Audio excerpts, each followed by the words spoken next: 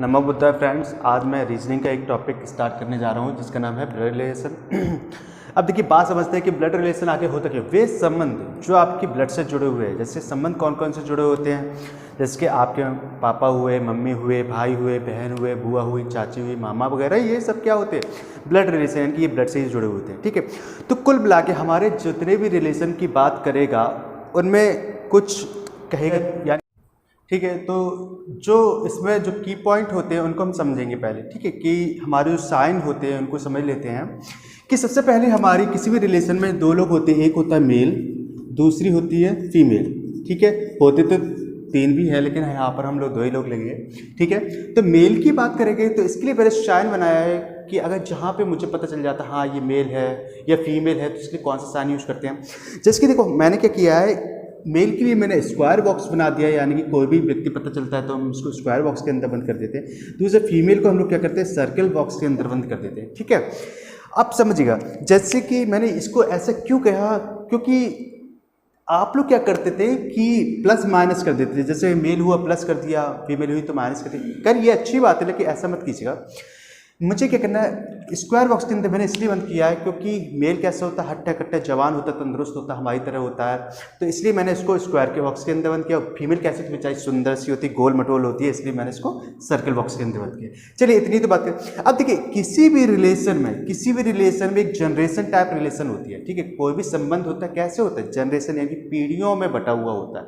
ठीक है, पीढ़ियों में बटा होगा। तो अगर मुझे ये पता चल जाए, उनके बीच में एक रिलेशन, तो अगर मुझे जहाँ पे ये पता चल जाए कि जैसे कि ये मेल है, ठीक है, जहाँ पर ये मेल है, अगर इसका भाई या बहन हुआ तो मैंने नॉर्मली उनको एक बीच की लाइन से जोड़ दिया, ये मुझे बताता हाँ ये भाई बहन है। अगर बहन हुई तो मैंने नॉर्मली एक लाइन से जोड़ दिया, ये बहन है।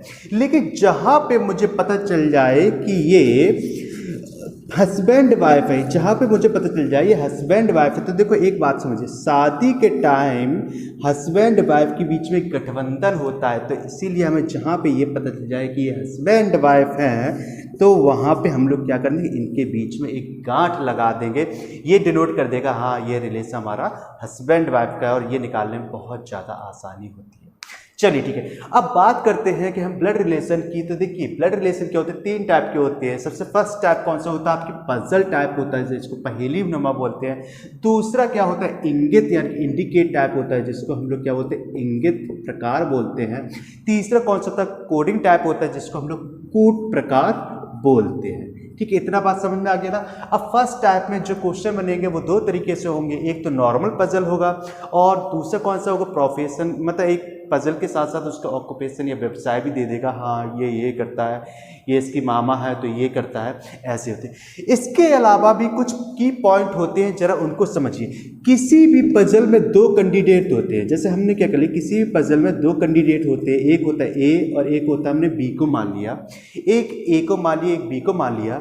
ठीक है, जरा ये समझिए, जहाँ पर आपको अगला सेंटेंस को स्टार्ट करता है, जहाँ पर आपको और या यदि बोल दे, ठीक है, और या यदि करके स्टार्ट करें तो आप समझ जाएंगे कि वो किसके बारे में बात कर रहा है, फर्स्ट कैंडिडेट के बारे में, यानी कि फर्स्ट कैंडिडेट हमारा कौन है, ए है। लेकिन जहां पर वो आपको जो या जिसको बोल के स्टार्ट करता है तो किसके बारे में बात कर रहा है, सेकंड कैंडिडेट के बारे में। सेकंड कैंडिडेट के बारे में हमारा कौन होता है, सेकंड कैंडिडेट बी होता है। क्योंकि ये देखो, पजल में ये चीज़ें बहुत यूज करते हैं तो ये चीज़ मुझे पता होनी चाहिए। ठीक है, इसके बाद अब हम बात करते हैं, इसके बाद हमारी बात आती है कि जनरेशन की। तो जनरेशन को हम कैसे समझते हैं,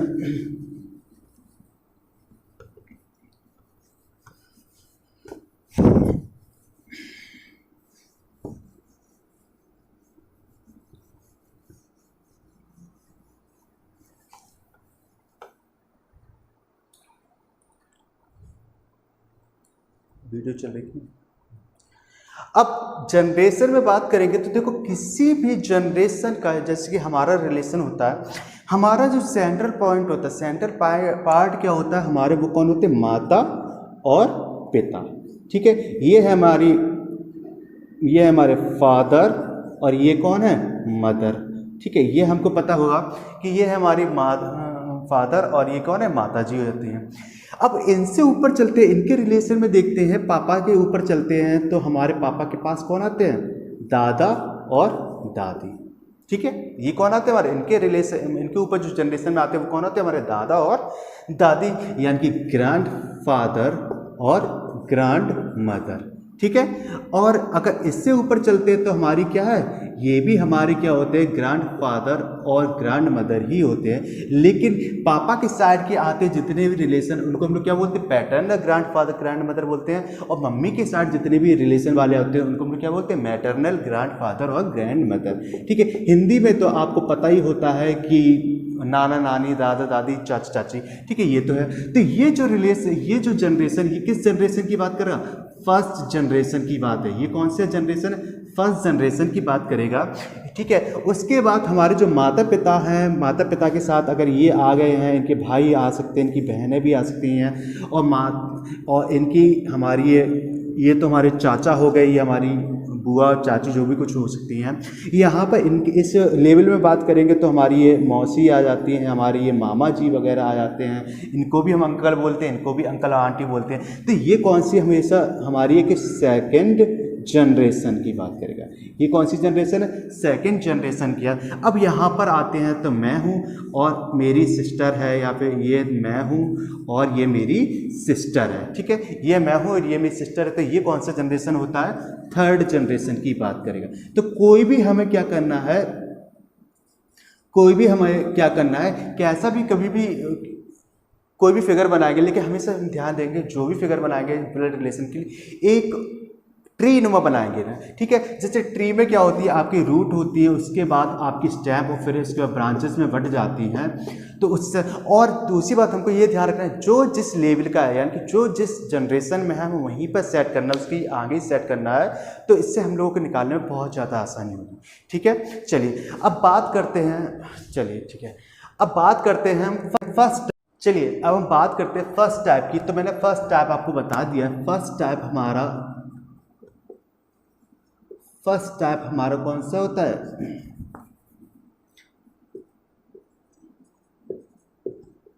पजल टाइप होता है। पजल टाइप एक तो हमारी नॉर्मल पजल बोलेगा और दूसरी कौन सी है, और प्रोफेशन भी बोल देगा, प्रोफेशन भी इसके साथ दे देगा। ठीक है, चलिए तो ये सब समझ में आ गया ना आपको। जैसे कि मैं एक फर्स्ट क्वेश्चन लेता हूँ, एक क्वेश्चन लेता हूँ। ठीक है, तो टाइप फर्स्ट का मैंने एक क्वेश्चन लिख रखा है जो नॉर्मल पजल है, जिसमें बोल रहा है एक परिवार में सभी 6 सदस्य ABCDE और F एक साथ यात्रा कर रहे हैं। B C का पुत्र है लेकिन C B की माता नहीं है। A और C विवाहित जोड़े हैं।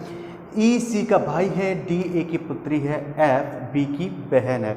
ये पजल है, फिर इसी में से क्वेश्चन पूछेगा। तो देखो सबसे पहले मुझे स्टार्ट क्या करना होता है, जहाँ से बोलना है उसको क्या करना है। उसने बोला ए परिवार में कितने सदस्य, 6 सदस्य। हमने क्या करना है, सारे जितने भी सदस्य दिए होंगे उनको लिख लो। लेकिन हम इसलिए लेते हैं क्योंकि हम लोग भूले नहीं कि कौन सा सदस्य हमारा छूटा है या नहीं। अब स्टार्ट कर रहा है कि यात्रा करें, चलो ठीक है। अब बोल रहे हैं बी सी का पुत्र है, समझ रहे हो ना, बी है वो सी का पुत्र है, यानी कि सी ऊपर आएगा और इससे नीचे कौन आएगा, बी। ठीक है, अब मुझे जेंडर किसका पता चल गया, बी का पता चल गया ना। ठीक है, सी के बारे में तो भी कुछ भी पता नहीं, कि ये पता चल गया कि बी पुत्र है, यानी कि ये पुत्र है तो कौन है, मेल है। और मेल को मैंने क्या बताया था कि स्क्वायर बॉक्स के अंदर बंद कर देना। आगे बोल रहा है लेकिन सी बी की माता नहीं है। अब देखो सी बी की माता नहीं है तो कौन होगा, पिता होगा ना। ठीक है, तो मुझे अब पिता के मतलब सी के भी बारे में पता चल गया, तो मैंने इसको भी स्क्वायर बॉक्स के अंदर बंद कर दिया है।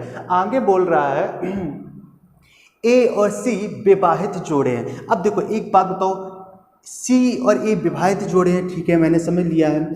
अब एक बात जरा सी समझिए, अगर सी हमारा पुरुष है तो शादी किसके साथ होती है, महिला के साथ। तो ए और कौन हमारी महिला है, और हमें बीच में क्या कर देना, हस्बैंड वाइफ है तो हमें क्या करना है, गठबंधन कर देना। इतना बात समझ में आएगा। ठीक है, आगे बोलता है ई सी का भाई है। ठीक है, अब क्या है, ई है सी का भाई है तो हमने ई बनाया और नॉर्मल से इनके रिलेशन से जोड़ दिया, ये बता रहा भाई है इसका। ठीक है, आगे बोलता है डी ए की पुत्री है। अब डी है ए की पुत्री है तो ए की पुत्री बना दो। ठीक है, टी पुत्री है तो ये भी क्या है, फीमेल। अगर पुत्री है तो इसकी सिस्टर भी तो होगी ना, तो इसको भी हम नॉर्मल एक संबंध से जोड़ देते हैं। अब बोल रहा है एफ बी की बहन है, एफ है बी की बहन है तो एफ को इस साइड रखो और ये बहन है। ये हमारी क्या है, पजल तैयार हो गई। ठीक है, पजल तैयार हो गई है। अब आपको क्वेश्चन के लिए पूछेगा तो सबसे पहले फर्स्ट क्वेश्चन आपसे पूछ सकता है, ये बताइए परिवार में कुल कितने पुरुष सदस्य हैं। समझ रहे हैं ना, पूछ सकता है कि परिवार में कुल कितने पुरुष सदस्य हैं। तो सबसे पहले पुरुष सदस्य को गिनो, 1 2 और 3, तो आपका आंसर कितना आएगा, 3। ठीक है, आपका आंसर क्या आएगा, 3। फिर पूछ सकता है कि परिवार में कुल कितनी महिलाएं सदस्य हैं, तो 1 2 3, महिला कितनी है आपकी, 3, ये भी। अब अगला क्वेश्चन आपसे पूछ सकता है, ये बताइए ए एफ से किस प्रकार संबंधित रखता है। ठीक है, तो इसको समझ, ए है वो एफ से, यानी कि हमें एफ से एरो बनाना है, किसके लिए, ए के लिए। तो पूछ रहा है ए एफ का कौन है, यानी कि ए एफ से किस प्रकार संबंधित है। तो देखो ये ऊपर जनरेशन में है ना, तो बात सुनो, ये क्या है, इसकी माता होगी ना, तो इसका आंसर क्या हो जाएगा, माता हो जाएगा। इसका आंसर क्या होगा, यानी कि ए एफ की कौन हो जाएगी, माता हो जाएगी। अब पूछता है कि ये बताओ बी ई से किस प्रकार संबंधित है, बी ई से किस प्रकार संबंधित है। तो बी कौन है, बी कौन है, मतलब इनके भाई का पुत्र है ना, या फिर ये बोल सकते हैं बी का ये कौन थे, चाचा। लेकिन बी के बारे में पूछा कि बी ई से किस प्रकार संबंधित, बी ई का कौन है, भतीजा। ठीक है, ई बी का क्या है, भतीजा, या फिर हम लोग इसको क्या बोल सकते हैं, नेफ्यू भी बोल सकते हैं। ठीक है, इसको हम लोग क्या बोल सकते हैं, नेफ्यू भी बोल सकते हैं। तो इस तरीके के क्वेश्चन हमको देखा बहुत आराम से। सबसे पहले हमें क्या करना है, जेंडर को बड़ा ध्यान रखना है, जहाँ पे आपके हस्बैंड वाइफ क्लियर हो जाए उनको रिलेशन से सही जोड़ना। और सबसे खास बात है कि पीढ़ियों का जरूर ध्यान है, जो जिस जनरेशन में हम उसको उसी जनरेशन में रखना है। ठीक है, चलिए अगले क्वेश्चन की तरफ बढ़ते हैं। चलिए इसको सॉल्व करते हैं। हमसे बोल रहा है P Q R S T x एक परिवार के 6 सदस्य हैं, जहाँ पर 2 विवाहित जोड़े, क्यू एक इंजीनियर है, टी का पिता है, एक्स आर का ग्रैंडफादर है और एक वकील है, एस टी की ग्रैंड मदर है और एक गृहिणी। एक परिवार में इंजीनियर, एक वकील, एक अध्यापक, एक गृहिणी और 2 स्टूडेंट। ठीक है, मुझे ये बता दें, यानी कि उसने एक पजल दिया, रिश्ते के साथ साथ उनकी व्यवसाय यानी कि ऑक्यूपेशन भी दिया। मुझे सबसे पहले ध्यान कि परिवार में कुल कितने सदस्य, मुझे लिख लेने हैं क्या, कितने सदस्य, P Q R S T और एक्स, ये क्या सदस्य हैं। उनमें से बोला ये विशेष ध्यान रखना कि 2 मतलब विवाहित जोड़े हैं। अब 2 विवाहित जोड़े परिवार में सदस्य कौन कौन से हो सकते हैं, दादा दादी हो सकते हैं, मम्मी पापा हो सकते हैं और बहन भाई हो सकते हैं। क्योंकि स्टूडेंट की बात की तो स्टूडेंट का मतलब है बच्चे होंगे। ठीक है, अब सबसे पहले मुझे स्टार्ट करें कि क्यू एक इंजीनियर है। ठीक है, मैंने क्या लिख दिया, क्यू एक इंजीनियर है। मुझे पता चल गया कि क्यू का ऑक्यूपेशन क्या है, क्यू एक इंजीनियर है। ठीक है, और टी का पिता, यानी कि अब मुझे पता चल गया, क्यू का जेंडर पता चल गया है कि क्यू क्या है, एक पुरुष है और किसका पिता है, टी का पिता है। ठीक है, अब मुझे और कुछ नहीं पता, टी के बारे में मुझे अभी कुछ नहीं पता है। आगे बोल रहा है एक्स आर का ग्रैंडफादर। अब देखो, ना ही मुझे एक्स से यहाँ पे अभी तक कुछ मिला, ना ही आर से रिलेटेड कुछ है, मुझे कुछ नहीं पता। लेकिन मुझे इतना पता है कि एक्स क्या है, ग्रैंडफादर है किसका, आर का।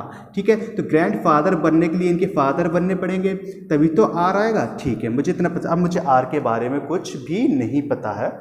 आगे अब ये क्या है, एक्स ग्रैंडफादर और क्या है, वकील है, यानी कि ये क्या है, एडवोकेट है। ठीक है, मुझे ये पता चल गया एक्स क्या है, एडवोकेट है।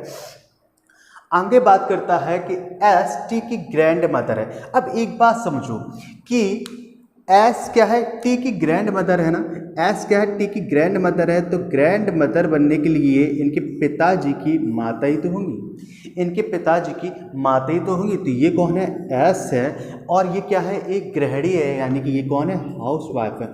अब एक परिवार में आपके दादा दादी आ गए।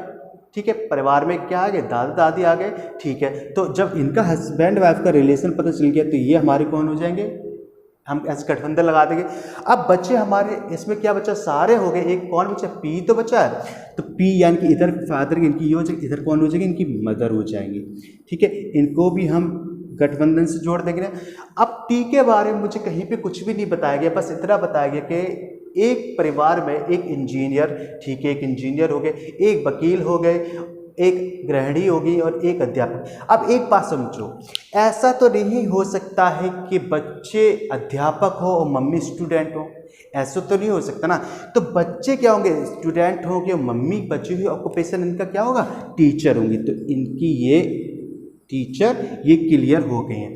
अब टी और आर के बारे में मुझे जेंडर का कुछ नहीं पता कि ये मेल है या फीमेल है। चलिए अब पूछ सकता है कि ये बताइए परिवार में कुल कितने पुरुष सदस्य हैं। ठीक है, सुनिएगा, पहला क्वेश्चन आपसे बनता है कि परिवार में कुल कितने पुरुष सदस्य हैं। तो अब उसने ऑप्शन दे दिया आपको 1 2 3 या तय नहीं कर सकते, कांट डिटरमाइन, तय नहीं कर सकते या इनमें से कोई नहीं, इनमें से कोई नहीं। जरा इन ऑप्शन को पहचानते हैं, समझते हैं। सबसे पहला क्या, पहला मतलब एक पुरुष सदस्य के बारे में पूछा। यहाँ पे हमें पुरुष सदस्य एक ये दिख रहा है और एक ये दिख रहा है। इनके बारे में मुझे पता नहीं, ये पुरुष हैं, दोनों पुरुष भी हो सकते हैं, दोनों महिला भी हो सकते हैं, या फिर एक पुरुष एक महिला भी, तो मुझे कुछ नहीं पता। इसलिए हम क्या करेंगे, यहाँ पर एक है नहीं, दो है नहीं, तीन है नहीं, और इनमें से एक दो ऑप्शन बचते। एक पहला बच्चा है कि तय नहीं कर सकते, दूसरा है इनमें से कोई नहीं। सुनो, ये ऑप्शन हम कब यूज करते हैं, जब आप पजल में क्वेश्चन पूछे हुए के अनुसार आपका आंसर निकल ना रहा हो, तब हम क्या करते हैं, तय नहीं कर पा रहे, तब हम ऑप्शन कौन सा लगाते हैं, तय नहीं कर सकते। लेकिन आपका आंसर निकल रहा हो, जो पूछ रहा हो वो आपका आंसर निकल रहा हो, लेकिन इनमें से ऑप्शन में ना दिया हो, तब हम कौन सा ऑप्शन लगाते हैं, इनमें से कोई नहीं। तो आपका ऑप्शन कौन सा हो जाएगा, इनमें तय नहीं कर सकते। ठीक है, मुझे पुरुषों की संख्या यहाँ पे पता नहीं है, इसलिए हम यहाँ पे पुरुषों की संख्या तय नहीं कर सकते हैं। अब अगला क्वेश्चन पूछता है, ये बताइए कि पी का ऑक्यूपेशन क्या है, पी का व्यवसाय क्या है। तो आपको पता है पी कौन है, हमारे टीचर है। आगे क्वेश्चन पूछ सकता है, ये बताइए पी, ये बोल सकता है क्यू पी से किस प्रकार संबंधित है। ठीक है, क्यू पी से किस प्रकार संबंधित है। आपको ऑप्शन दे सकता है हस्बैंड, वाइफ, मदर, कुछ भी बोल सकता है। तो यहाँ पर क्यू पी का कौन है, क्यू पी का कौन है, हस्बैंड है। तो आपका ऑप्शन क्या होगा, हस्बैंड। ठीक है, आपका ऑप्शन क्या हो जाएगा, हस्बैंड हो सकता है। अब ये बोल सकता है एस आर से किस प्रकार संबंधित है। देखो एस हमारा आर की कौन है, चाहे वो अगर ये मेल भी होगा तो भी ग्रैंड मदर होगी, और फीमेल भी होगी तो भी ये ग्रैंड मदर ही होगी ना। लेकिन क्योंकि इसका जेंडर क्लियर है, ये कौन है, हमारी फीमेल है, इसलिए एस आर से किस प्रकार संबंधित है, यानी कि एस आर की ग्रैंड मदर है। ठीक है, इसी तरीके के और भी क्वेश्चन आते हैं। तो बस ये छोटी चीज़ है, अगर आपको नहीं समझ में आया, मैं आशा तो करता हूँ पूरे ही आया होगा, लेकिन अगर आपको फिर भी कोई दिक्कत हो, आपके पास और भी क्वेश्चन नहीं आए हो, मैंने नीचे व्हाट्सएप नंबर दे रखा, आप उस पर मुझे कॉल मैसेज कर सकते हैं और मुझसे पूछ सकते हैं। Okay, thank you. तो अगली जो टाइप है मैं अगले वीडियो में स्टार्ट करूँगा आपसे, तब तक के लिए।